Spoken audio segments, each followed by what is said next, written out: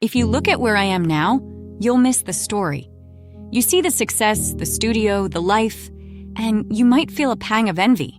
But that's because you didn't see the through. You didn't see the struggle.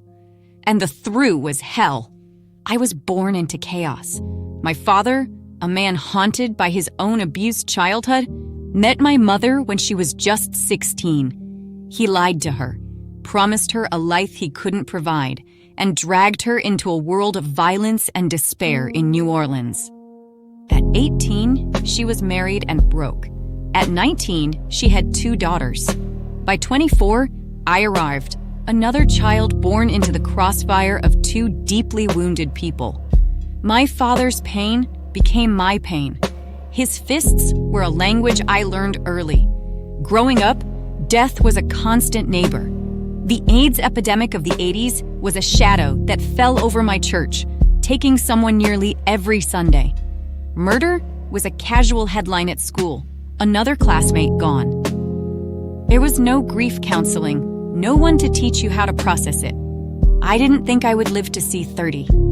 Everyone I knew was either in jail or dead.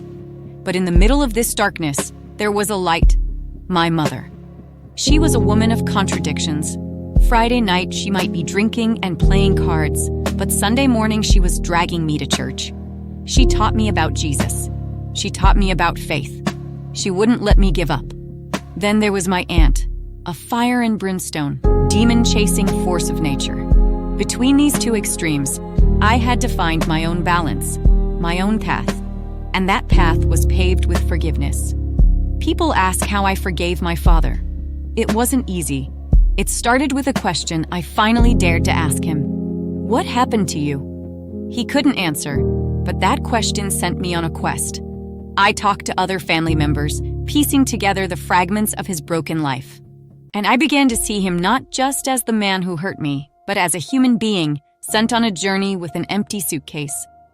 He had no tools to be a husband, no tools to be a father. Realizing this allowed me to separate the man from his actions. The forgiveness, when it finally came, ripped something out of me. It was like losing 50 pounds in an instant. But it also left me empty in a terrifying way.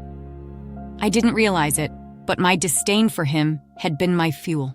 I was running on a dark, negative energy, a relentless need to prove him wrong. I'll show you, was the engine that drove me. When that fuel was gone, I had to find a new source. It was like having a car built to run on diesel and suddenly needing to switch to unleaded. The shift was seismic. I had to stop saying, I'll show you, and start saying, I am what God says I am. This blessing is for me. This gift is for me. I can do this because His word says I can. That's when my entire life changed. It's a journey of learning to believe you are worthy. Life beats you down.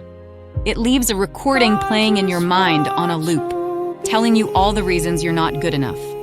You have to change that recording. You have to know that you are a child of the Most High God, crowned with favor.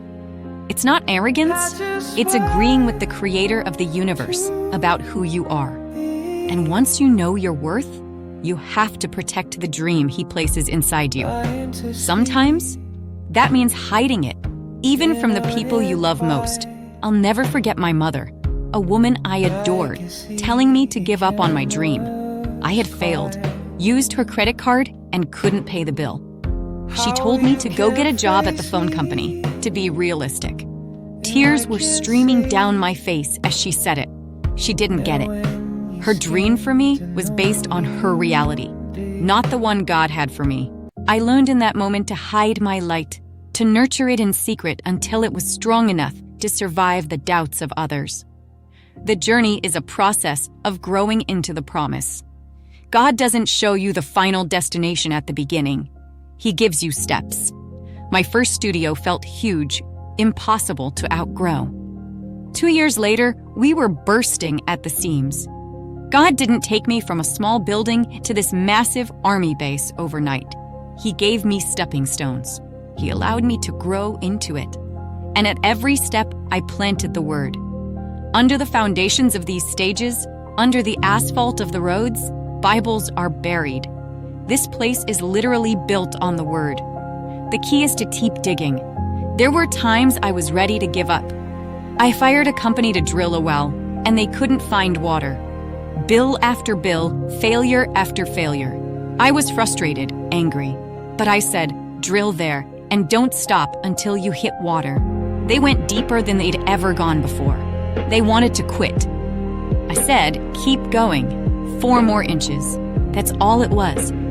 4 inches from giving up.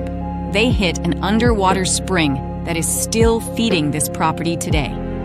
Don't stop digging. You may be 4 inches away from your breakthrough. What is your higher? The next step in your life, your love, your finances, whatever it is, reach for it, pray for it, don't stop pushing. If I, the boy from that chaotic hell, can make it here, then you can too. The dream you carry is not just for you. People are waiting for you to take your place. It's not a choice. You have to stand where God wants you to, so that your cup can run over and bless the people waiting in line behind you.